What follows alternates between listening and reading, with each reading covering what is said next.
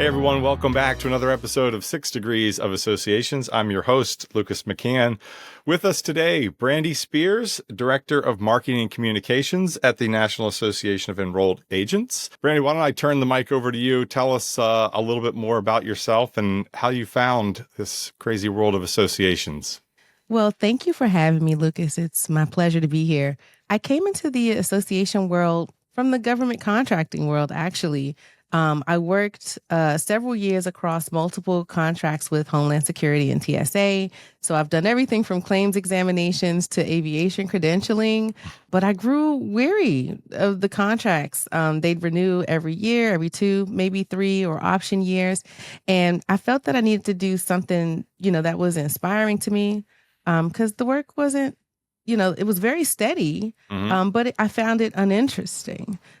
So as a creative, I had a difficult time just kind of like doing the cog in the wheel thing and not really being able to be more useful in expressing my creativity and like all of my ideas. The government's very much more rigid and structured. Sure. So I wasn't able to express creativity in that environment. So I decided to switch gears and started seeking a position that not only met my financial needs, but also, something that I could get behind a mission on. And so the association world that's one of the things they really excel in is defining their missions and their whys.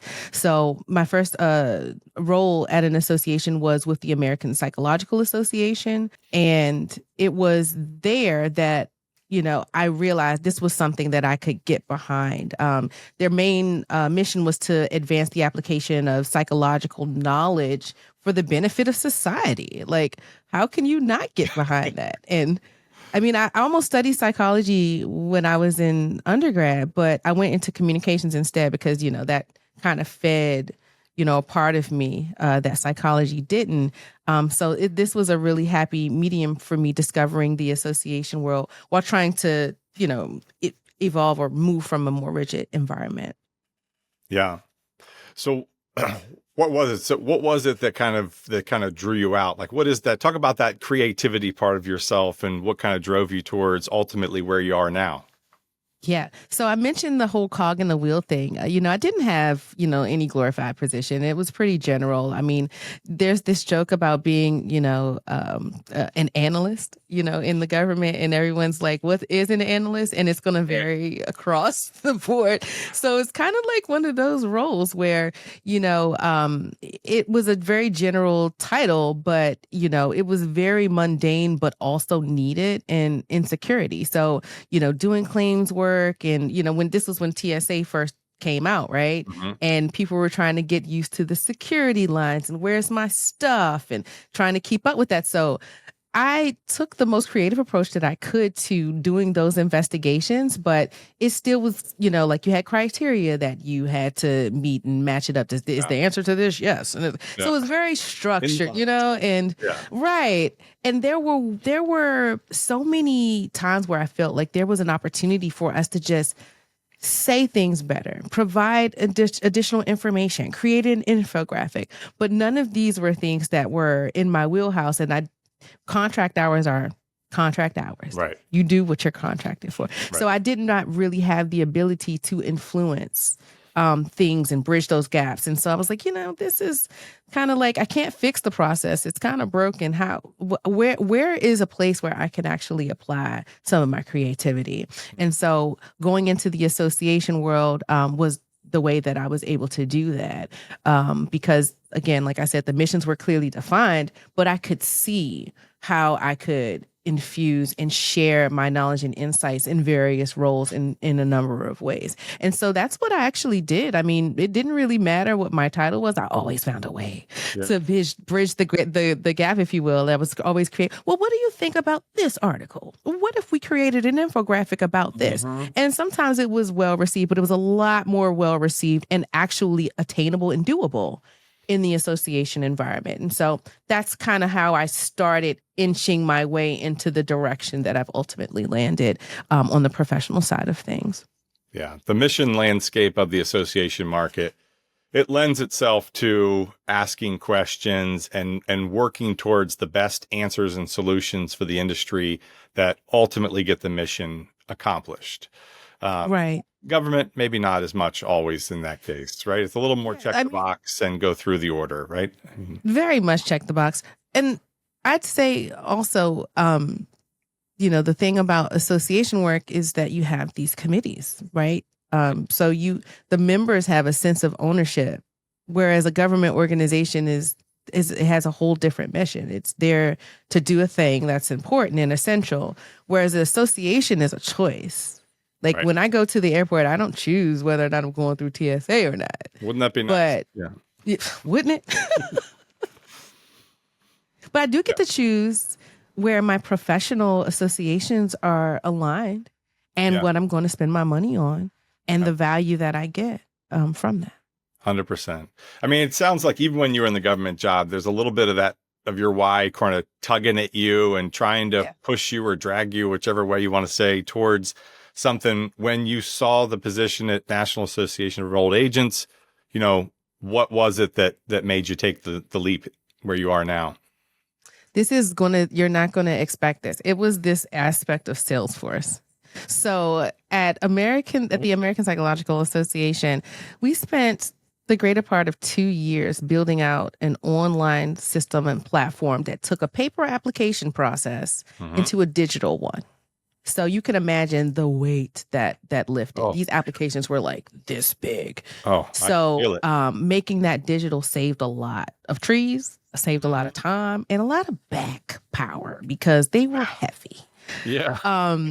And so in doing that, I learned a lot about Salesforce. Okay. And when I had my interview, I mean, they were talking about having a new platform that was marketing. And I'm like, oh, Salesforce, I know this. I got this. Mm-hmm. And so I launched and started to, help them set up Pardot, the marketing platform that we use that's connected to the Salesforce environment. It's now called Engagement. But Engagement, experience, so community. Let's throw lots of words in there. I've been using Salesforce for a long time, so I'm familiar with that journey. Yes. So, I mean, you kind of, it's kind of like music. You get stuck where you came at, like, I'm always going to love my 90s and 2000s music. It doesn't matter. That's just, but it's kind of like that. So now it's going to be Pardot forever.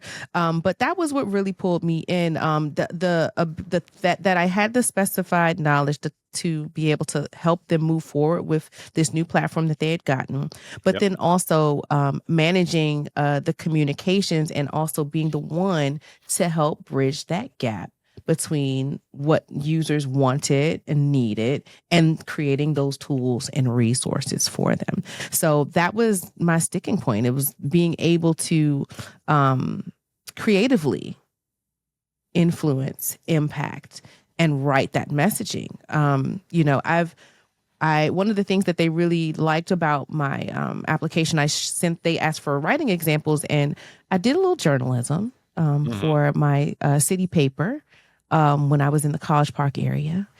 And I enjoyed that. I loved to tell the story.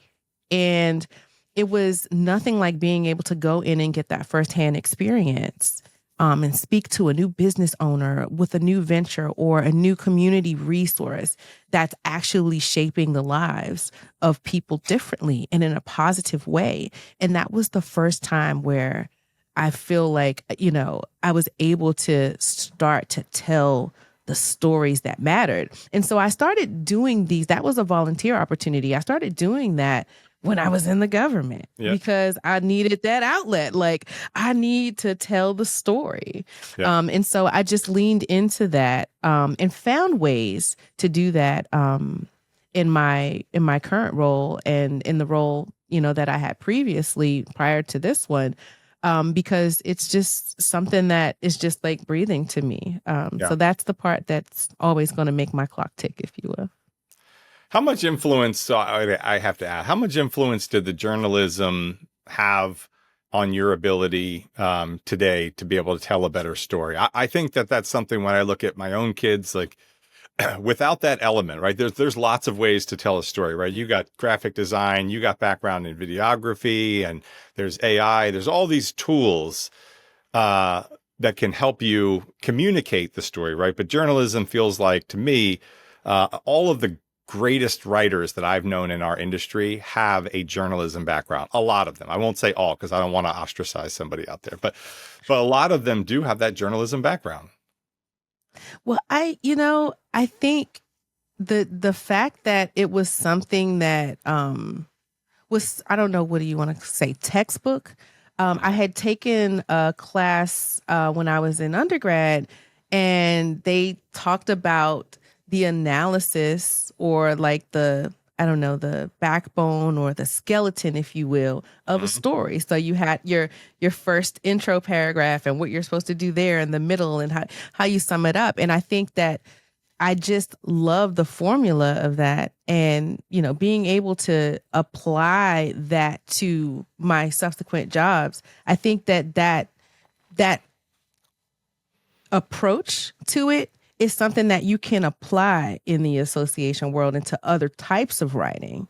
Mhm. So I don't know that it necessarily was the sticking point for me doing what I do now, but it definitely is an additional tentacle of my storytelling, repertoire, if you will. Let's talk about your current role. How has the storytelling or the communication style sort of changed over the past? Let's just go back 5 years, because again, I think you could go back 5 weeks with marketing. It's just that piece. It changes week to week, day to day sometimes, and it's Definitely. ever evolving. I mean, if you think you know marketing and you take your foot off the gas for a week, you don't know marketing, it seems. I mean, it just changes so quickly. Tell us about your evolution here the past couple of years, and what's changed for you. Well, the funny thing is, in this role, I initially came in as the marketing manager. Hmm. And there were a lot of things going on in the organization when I came in. They still had part out, which pretty much out the box, like fresh out the box. And I came in December, so a lot of people are on vacation. And then in January, this thing called COVID happened. Hmm. And so by March, we were working from home, and Yeah. I've been there ever since. So when I say that it has changed dramatically, it really has, because we went from the expectation, and this is when I was just still learning the organization, the culture, and all of that. We went from this expectation that we do everything in person. They're flying in for every board meeting. Right. They have this annual meeting. And so the way that they had to learn and adapt very quickly drove how we needed to change and how we communicated.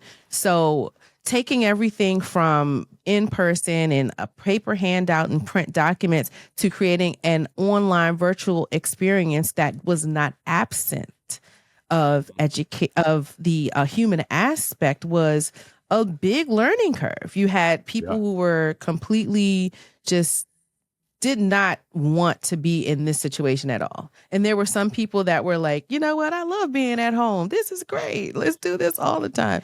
And so you had two things going on, where you have these people that want to meet in person, but then people who are leaning into the virtual aspect of it. And so how we built our learning experiences had to change, which means Mhm. how we spoke about them needed to change. You weren't relying on like, oh, well, they'll just see it because we're going to talk about it when they come to the annual meeting. Now it's multiple touch points to make sure that they are aware. Now, granted, this multiple touch points did not just evolve in the 5-year process, but the types of touch points have. Hmm. So they're looking now for more videography. I really wanted to really infuse a lot of video when I first came to the organization, because I'm like, I'm a video editor. I've done commercials, I've edited podcasts, and like filmed celebrity chefs and all sorts of stuff. Like, let's tell the story. Yeah. And um it took a little bit of time, because part of that is understanding the culture. So how you could pivot quickly with a different organization membership. This Every organization membership is different, and understanding what makes them most successful Mhm. takes a little bit of time. And then also understanding that sometimes the people you're communicating with the most may not echo the voice of the greater membership. So being able to decipher the needs of the specific organization. We've evolved to include a lot more video content now. I just had a meeting earlier. We were talking about transitioning our several touch point onboarding cadence to include videos that are a mashup, because we're trying to reach into the populations of the earlier career professionals, serving the ones that are going to be aging into the profession, that are, millennial and who are used to engaging with content. Like, a lot of our members have had businesses for 30 years, some of them, before they even found the credential and the Yep. association and everything associated with it. So meeting those needs and helping them, that learning curve sometimes looks a little different. Whereas you can say, to someone that might be of a earlier generation, here are all of the resources, just take this QR code and they are going to find everything on that landing page. Like that, there are some people who are just straight up resistant to that sort of thing. But Sure. it's understanding the membership, and finding a symbiotic flow and a balance of meeting the needs of those you are already serving, but also being able to keep and retain the attention of those that you want in the future. Yeah, I think the world will only find video more and more relevant. Again, I look at younger generations. I mentioned I have two in the house, right? They absorb content through video all the time. That's their preferred. In fact, at the end of any email, they immediately are looking for, if I send them an email at the bottom, too long didn't read summary, right? They're looking for the Gemini summary first. And then if there's anything longer than a paragraph, they're like, no, I didn't read it. There was no summary. It was too long for me. Like, if it takes more than 10 seconds, I'm out. Or if there's no video, I'm out. Yeah. So it's interesting how that whole thing has evolved pretty rapidly, I would say. Yeah. We've taken, and when I came into the organization, there was a lot more long form content. Mm-hmm. So, infusing video, photos, GIFs, whatever you want to call them. Yeah. Like, these are the sorts of things that have started to, be introduced to the membership, but also condensing. Like, I think that condensing information into bite-sized pieces, using more bullet points, has been useful. And this is just like, the style change from, again, what they're used to versus what we've switched to, and it's going to continue to evolve in that way. More video, less long form content, more creative opportunities to put them in the same spaces together so that they can engage with one another. We do a lot. We still do a whole lot of print. We still have a print copy journal that we send out. They love that. I'm one of those people who personally, like, I want to read the book. Like, I have a Kindle, right? The paper white is cool. I like that one. But anything with the backlight, back here. Yeah. yes. Yeah, I want to read the book. And so there are always going to be people that want to read the book. But I think sometimes with the shortened attention span and the lack of time that all of us have between work and personal life, I think that short form content is just going to continue to win. And if you can get a summary in a snapshot, I think they're going to take it. So agreed. Well, let's talk about the big robot elephant in the room, AI. How are you all looking at that? How are you implementing it? And what type of things are you looking at, and what specifically are you not looking at it for? Well, that's a good question. I think AI is definitely the big mechanical elephant in the room. One thing that is important to know about AI is that it's a useful tool. No matter if you're afraid of it, you're not informed about it, you need more education, you have questions about it, it's here to stay. It's really about how we engage with it. I think one thing that I noticed, and I'm pretty sure you have too, there's been a lot of discussion around people creating relationships, right, with artificial intelligence, and then they're experiencing like these mental breakdowns. And it's really about how you use the tool. You can't expect a chair to be a table, even though you can use it as such, right? So you can't expect AI to be a person. But Right. what it is a tool, and we have to use it that way. So for us in our industry, I think the best way to leverage it from a marketing perspective is brainstorming is useful. Creating a starting place for something, I do that all the time. Because I'm not asking it to give me a final product and I'm just going to push it forward. I'm looking for a starting place, or like, what do you think about this? Or what are the best practices in this? Not, can you do my job for me? Having AI is also being rolled into all of these other programs. Especially in the tax industry, how are they able to roll that into tax software so that you can get, up-to-date information, so that you can streamline your workflow, so that it consolidates your client data? Hmm. Sure, there are security concerns around it, but at the same time, using AI is useful for the output and the workflow that we've gotten into, because now the expectation is that you know how to use AI and you're going to use it to do your job better and sometimes faster.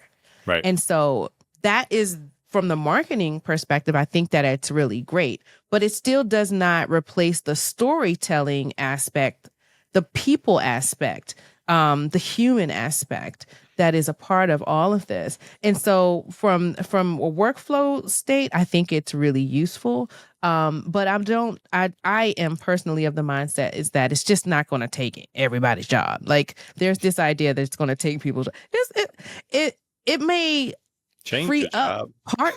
it may free up some of the more mundane parts of the job. It may make you a little bit faster with parts of it, but the human aspect is not something that can be replicated. And as we've seen, because the people have been complaining about the version, I don't know, 4.0 versus Mm. 5.0, that's different. And they're like, it's not the same. It doesn't tell me the same things. Well, it's still a tool. It's not a person. And so it can change in the blink of an eye. So we can get used to using it, but the expertise, the knowledge, the career capital that professionals across industries have is not going to be supplanted by AI. And if it is, it's going to be expensive. And guess what? Everybody ain't going to be able to pay for that. So, Right. I like the expression I heard recently around AI. It's not you and it's not new. Right. So one is, if you want to use AI to write, don't use it as your own voice. I mean, and give it the credit it is. This came from AI. This could be a great piece of content. It could be well written and well thought out. But it's not you. Don't put your name on it, because it's not. It's never going to be your voice as much as it wants to be. It will not be you. It doesn't have the same experience. Also, and if you don't read that and know what you just said to somebody and they bring it up later, yeah, that's a problem. And the other thing is, it's not new. I agree. It's a great platform for brainstorming. It can bring in perspectives and diversity of perspectives that the group that you would have otherwise put together to create the brainstorming session and think about ideas. Um, it's only going to bring together what's already kind of been done.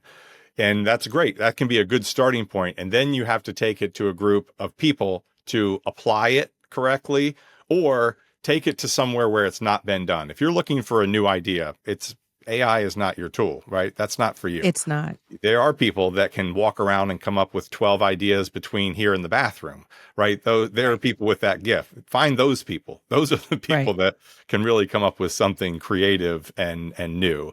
But AI is a good starting point. Yeah, and I wanted to say another way AI has changed marketing is that we're now having to make sure that the websites are meeting the AEO criterias, right? Mhm. So when you do a Google search, or you're, on Microsoft or whatever, it's giving you a AI summary at the top. Literally, almost every platform is doing this now. It doesn't matter if it's Google or Facebook.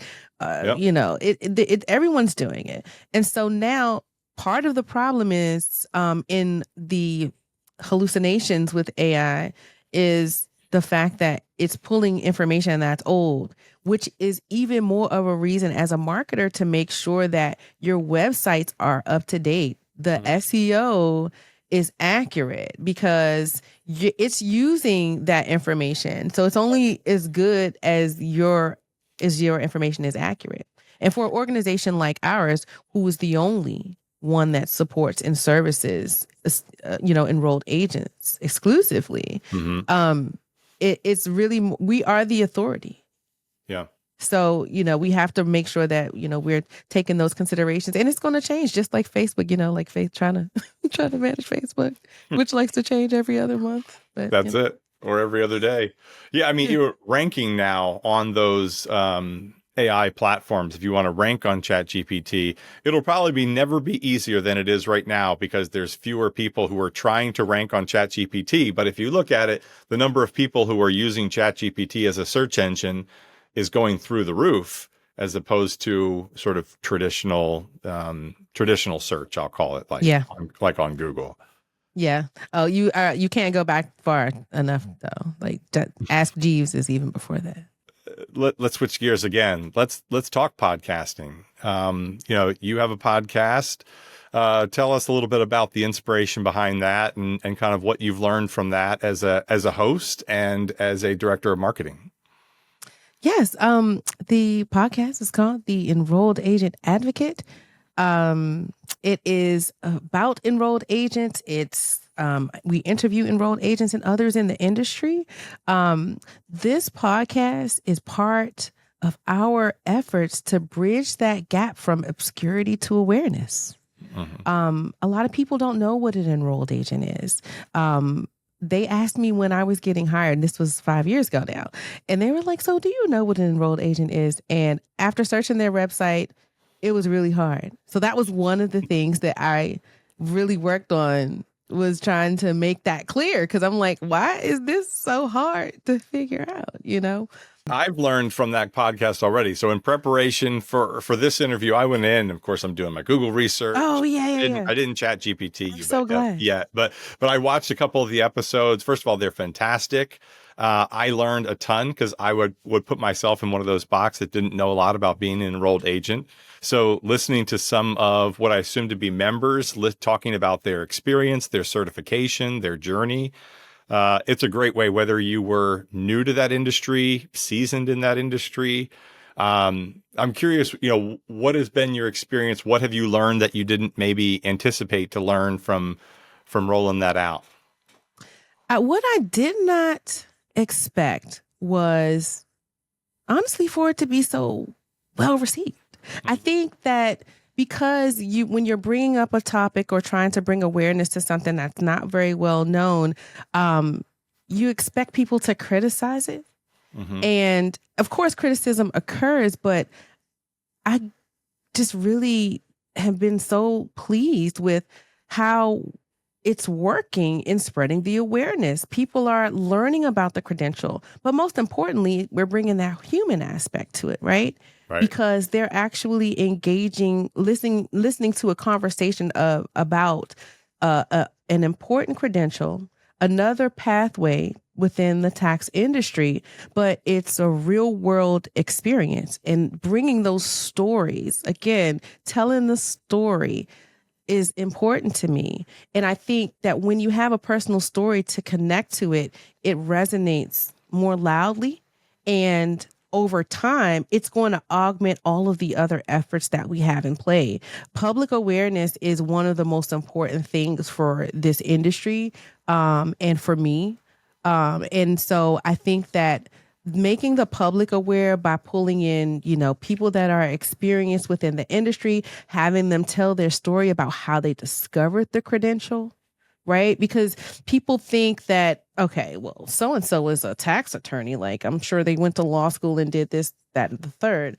But at the same time, a lot of members that are, discovering the credential have learned that they wanted to work for the IRS or to take the USTCP, right? Mm-hmm. They're learning about some of the peripherals along the way. So that's what I love the most about it, is being able to expand and spread awareness, and then having people excitedly want to participate, to just say, hey, I love this. And I found this person who I was thinking about starting, a credential program on enrolled agents, but someone's already did that. And I was able to connect with her after meeting her, or listening to the podcast. So creating those connections and also a platform, most importantly, for them to speak about what's important to them and how they found the credential is just priceless. So for me, I was over the moon and overjoyed to be able to finally make this happen.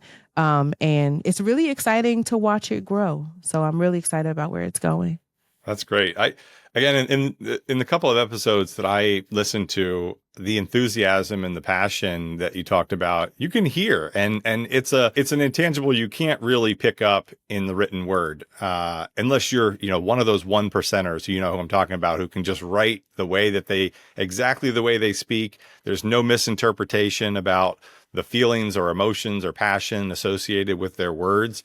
But it's easy, if you're not a great writer, to put something out that can be misinterpreted, right? There's 100 little skits and memes about people texting back and forth about, I don't know if you're like a Key Appeal fan, of texting back and forth about, and then it can be completely misinterpreted. But when you can actually hear somebody, you can hear the inflections in their voice, you can hear the passion, and it also builds a level of trust with that individual and with an organization that you just couldn't get out through some type of writing. Yeah. And you're right, though, that it gets lost in translation. Like if we were to make a blog post of, one of those conversations, I promise it's not going to leave the same impression as actually hearing the excitement in someone's voice when they're speaking about their journey and what this means to them. So I think it's really an important tool, I think, for the industry and also for our members, and most importantly, enroll agents to share their expertise. They don't have a platform that is this and solely their own, and this is that, and I'm happy to do it. That's good. I'm glad that they're happy to do it too, because that could easily have been a situation where people didn't want to do it. I don't want to be on camera. Every once in a while, I'll invite a guest who says, "Well, I didn't know this was going to be on camera. I'm not going to be on." That's okay. To each their own. But you love when somebody comes on and actually speaks about from the heart everything that they've done, their experience, their journey. It's great. I love that. Well, I want to switch gears again to just a couple of fun questions before we wrapped up some of this I teed you up for. So you've had some time to think. But first question, if I threw $100,000 on top of your budget, so we're in September now, if I want to age the episode a little bit. So all of a sudden you have an extra $100,000 in your marketing budget. What would you do, or what would you do more of that you're currently doing that you're excited about in the next 4 months? I would definitely do a commercial. So I thought about this, and it would be for the tax-paying public, right? Okay. Did you ever watch Curb Your Enthusiasm? Absolutely. Yeah. Do you remember Jeff's wife who cursed all the time? Oh, yeah. You forget. So I had this idea that I would love to hire her, and she's like looking through her taxes. She's trying to do it herself, and she's like dropping all of these words we're going to bleep out. There you go. And then it's just tax is making you frustrated. Don't get frustrated. Call an enrolled agent. And it, with her, and then she's like, oh yeah. And then she's sitting somewhere at the pool after, it's just finding some way to pull culture, like things that are happening in the culture, something in entertainment, to start to expand that awareness. So that's what I would do. I would look for another. Now, you gave me, the budget you gave me was a little too low, because I was going to go to the Super Bowl. I know. Super Bowl commercial, but it's okay. That's okay. I can do it regularly. The Super Bowl is always the example I use when I try to get people on board with a new goal that is too high, and they say, well, that's impossible. And I go, what if I bought an ad the Super Bowl? And they go, oh, okay, well, if you did that, you could probably get enough awareness. I go, okay, so it's possible. It's possible. We just got to work on that fundraising. You could definitely be the voiceover for the commercial too. That was great. I think you are ready for it. That was excellent. You save a few dollars there and find a way to get her on the commercial. And if there's anybody out there listening that wants to sponsor that because you think it would be the greatest thing ever, I'll support you as well. Yeah, please reach out to me. What kind of what kind of professional development you do? I am always an advocate for, I push professional development on my team. Like we budget for it. Like everybody needs to be getting better. It's something I say, if this organization is going to get better, the only way it gets better is if all of you get better. And so I encourage it, lifelong learner. Like, what do you personally do to level up each year? ASAE's Marketing and Communication Association Marketing Conference is just priceless. I mean, every year, unless I have a schedule conflict, which I did like last year, it is definitely my go-to. Like if I'm not going to anything else, I'm going to that. Mm-hmm. I also do online webinars with the Public Relations Society of America. A lot of work that I do is within the public relations area now. So we get a lot of, inquiries from journalists. I've established a nice repository of journalists that I work with. So, having the thumb on the pulse of what's happening in public relations is essential because we have our advocacy efforts that we do, in addition to just like how people are engaging around mass crises and things affecting the industry. So knowing what the standard is and how other organizations are responding to various things that are affecting us all is going to be really has been really important. And theirs are really, really timely. So I absolutely love PRSA. Newsletters teach me a lot too. I find out about a lot of webinars about timely topics. I love the Marketing Brew. It's one of my favorite. They are the only newsletter that could send me a newsletter twice a day, and I read them both. And you read it. Yeah. Top to bottom. And I read. I mean, because there it's the perfect length, and it's always something interesting and or something that's related to something I'm doing in one of the tentacles that I'm working on. So those are definitely my go-tos. I did go to a conference called DigiMarcon last year in Philly, and that was good too. It's a much smaller conference, but I did like the speakers. But those are my go-to. If I had to only pick two, it's definitely going to be ASE and PRSA. We might have to put, I think most people on here know about ASA. We'll have to put PRSA with the episode. We'll have to tag that on in case people are interested and want to jump in on some of their webinars. What about Dreamforce? We mentioned Salesforce. You're big on Salesforce now. Have you been to Dreamforce? So I have not been to Dreamforce. I want to go. It's my dream. But it's usually happening. It's usually happening like somewhere right after our annual event. Like I think it might be happening like in June or August. One of those. So I've not been yet, but we do have two staff members that do all of our IT team.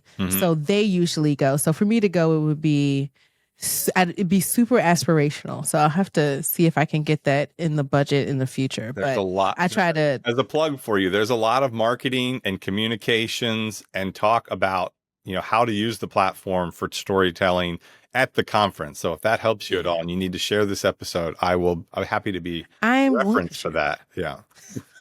Thank you. How about something about Brandy we couldn't find on the internet if we Googled or used ChatGPT, or if you handed us a resume, wouldn't be on there? What's okay. Well, I once acted in a play at the Kennedy Center. Oh. It was called From Page to Stage. And it was a play that I got invited to participate on because I was doing some stand-up poetry work. It was months of commitment, one show day, and it was hard work. Yeah. I had never done anything like that. So definitely got me out of my creative box. But I enjoyed it thoroughly. I've not done it since though. Did you do some of that when you were younger? Did you do some like? No, so I love a volunteer project. This was right along the same time I was doing the community reporting for the city, for the city newspaper. So circa the same time, and it was all volunteer. But it was really fun. No big paycheck with that. The paycheck was the My teaching satisfaction career, no of big paycheck for youth coaching. no, Yeah, no, no, yeah, the gratification that you did it. absolutely. I'm full of that. I'm filled. I didn't need Full of it. I'm gratitude. full. Yeah, absolutely. Uh, well, Brandy, this has been an absolute pleasure. We could keep talking. I know we could. And unfortunately, I have to be the one to wrap us up. Before I do that, is there somebody within your network, though, that you think our audience would benefit from hearing from? Absolutely. Megan Killian, she is the executive vice president of the National Association of Enrolled Agents. And I recommend her not because it's easy, because I do have, a lot of respect for her, immense Mhm. respect for her. And most importantly, she was able to come in to an association that was, going through some difficulty Hmm. at a difficult time. Yeah. And the versatility and the diversity in that tool bag that she had to employ has definitely seen the organization is so much better for it. And I can say that because I saw the arc of it, from it going from here Yeah. up, down, and then Arcing in the wrong direction and then in the right yes. direction. So yes, and it's hard work. Working association work isn't easy. Working with volunteers isn't easy, and she does it with class and style. And also, it's hard to get an organization to stop doing things that are sacred cows, right? Yeah. Like it's hard to slaughter a sacred cow, even if we know that cow doesn't make us no money, it's not going to pull us any dividends. So having the finesse to be able to do that is a really essential school skill, and I think she'd be an exceptional interview. Well, that's an excellent recommendation. I know a lot of our listeners have been in that position or maybe are about to be or currently in that position, sort of making a ship that's sinking float again and sail into the proverbial sunset. So I have a lot of respect for those people who jump into those roles because you're right, it is not easy. Mhm. Change is hard. There's a lot of resistance, and there's usually a lot of changing of minds and perspectives in order to get an association headed in that new direction. So Yeah. that sounds like a great conversation. Thank you very much. And thank you for this time. This has been wonderful. And I appreciate your time and taking and sharing with us. Thanks, Lucas.